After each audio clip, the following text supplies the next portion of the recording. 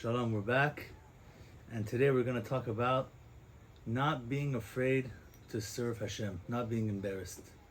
So the Yalkut Yosef continues by saying, one who fulfills God's commandments should not be afraid of people when he's doing it. He shouldn't be embarrassed of people who make fun of him, who laugh at him.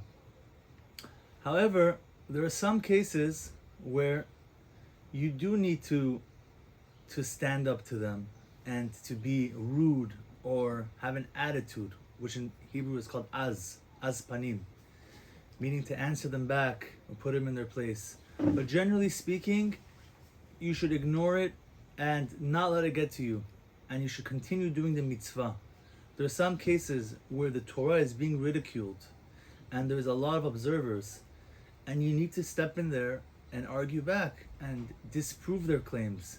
And sometimes you have to do it with an attitude. In the beginning, you should try to speak gently, peacefully, and explain your side. But if you see that they're making fun of you and it's not going anywhere, sometimes you need to put your foot down, speak in a tough way for the sake of the Torah. That's what it says in Pirkei Avot. It says, Yehuda ben Tema omer have az kanamer, and then afterwards it says az panim legehinom. So on one hand it says a person should be brazen like a leopard, be strong, have an attitude. On the other hand it says the one who's brazen is destined for hell. So why the apparent contradiction in Pirkei Avot in the same Mishnah? I'll answer you with a very cute story. There was a man who was very rich, and in the olden times he had a driver with horse and wagon, and he told him, I want to go buy something. Get the wagon ready. Let's go. They went 3 days and 3 nights to get to this place. He got to a store. He bought this expensive bird, and again 3 days back to their hometown. This driver goes home, tells his wife, wow, let's start living like the rich people. Look, he bought a bird that costs 500 dinarim. Dinarim is a currency. Let's do it too. Let's buy it. So he had 200 saved up. He borrowed 300. He went the next day by himself. 3 days journey back and forth. He brings the bird home. He goes, now we're going to eat like rich people.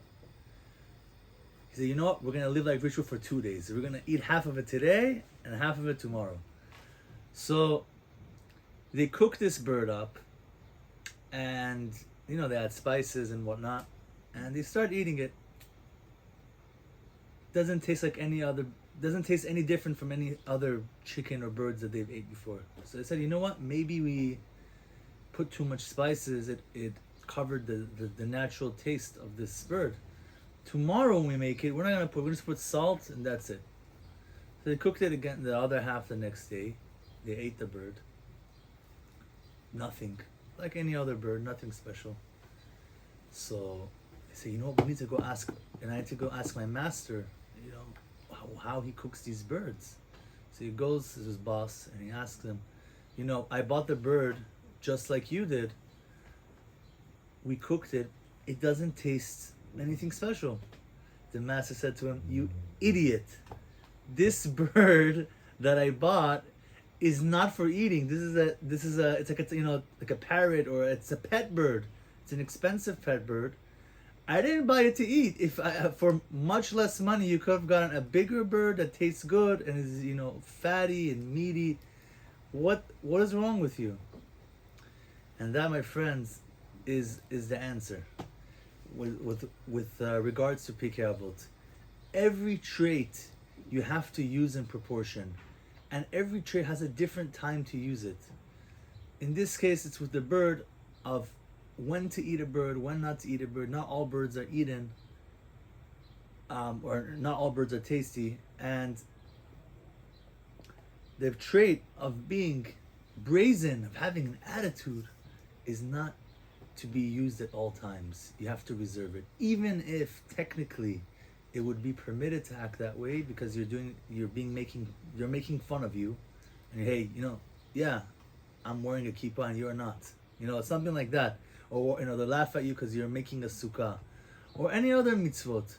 You could say, I am and you're not, but no, be quiet, let it go, unless, as we mentioned previously, that it's a case where that you need to stand up and say, yes, we're doing it, or someone is doing something wrong and you need to step up and debate with them or argue with them on why what they're doing is wrong, or why what you're doing is not wrong. Either way, then you can have attitude in the right time, in the right place. And this trait of controlling, your traits, this idea of controlling your traits is found in many other things also, in anger, in pride, in humility. It's said about Yaakov Avinu that Esav sent his nephew Eliphaz to kill Yaakov. He went, everyone knows the story, he went down, he chased him, he got him, and what did Yaakov do? He gave him all his clothes, and Eliphaz spared him because he got embarrassed. He had no clothes left.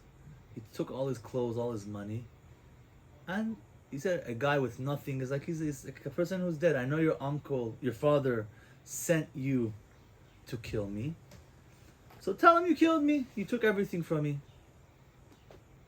The question is now, Yaakov Avinu had superhuman strength. He could have beat up Eliphaz like that.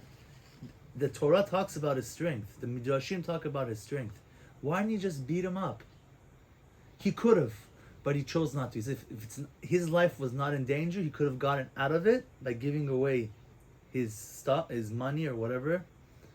That's what he did, even though he could have beat him. Of course, if he was about to be killed, no matter what, or he's going to beat him, or Eliphaz is going to hurt him, he has a right to defend himself, and he must defend himself. That's a thing. That's another point. So both extremes. On one hand, you need to try to have peace as much as you can, but once you see that there's not going to be any peace, you need to step up and defend yourself.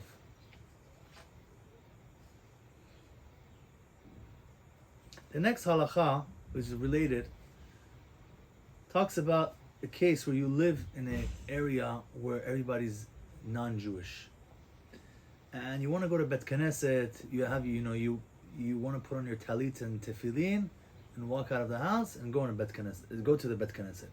So the halacha here suggests that it's proper not to do it if you know that they're gonna make fun of you along the way, like as you're walking to the Bet Knesset.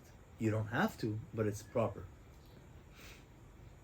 So, because tefillin and tzitzit, not everybody has seen it before. A kippah, most people have seen a kippah before, but it really stands out.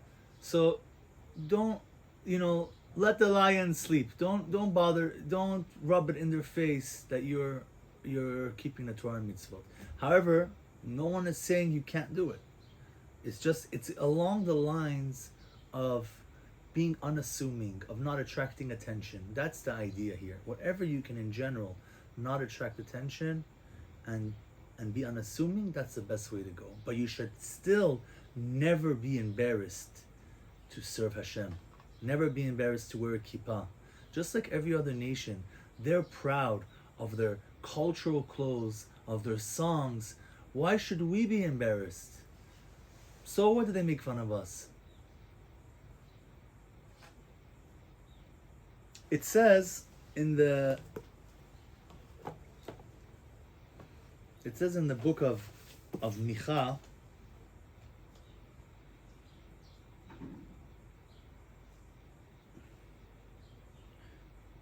what does Hashem require of you but to do justice, to love kindness, and to walk humbly with your God?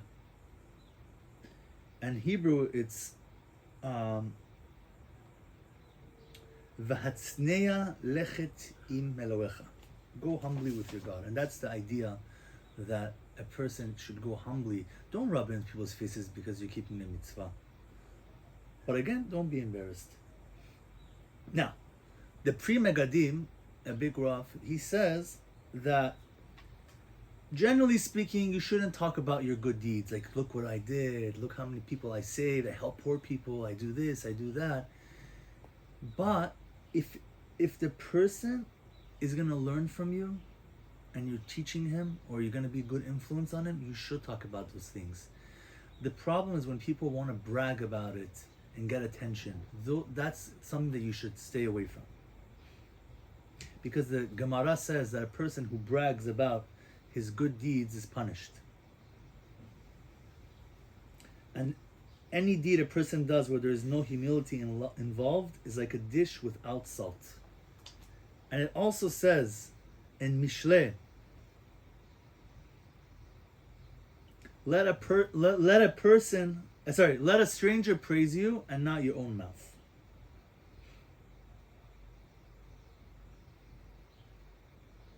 We should know that even though we do so many good deeds, it's not even a drop in the ocean of what we can do for Hashem. So just because you did something very good, you should be happy about it, but you shouldn't say, "Look what I did," and have arrogance for doing a good deed. Also, when a person gives charity, he should try to make it low key. Now, there are some people who donate buildings, they put their name on it. Now, sometimes it's also good. There's cases where there was somebody who was religious, he donated a building, he put his name on it, and many years later, a non-religious family member of the same last name walked by this building, it was a Jewish institute, and he saw his ancestor's name on the building, and that encouraged him to walk into the institution and learn more about Judaism.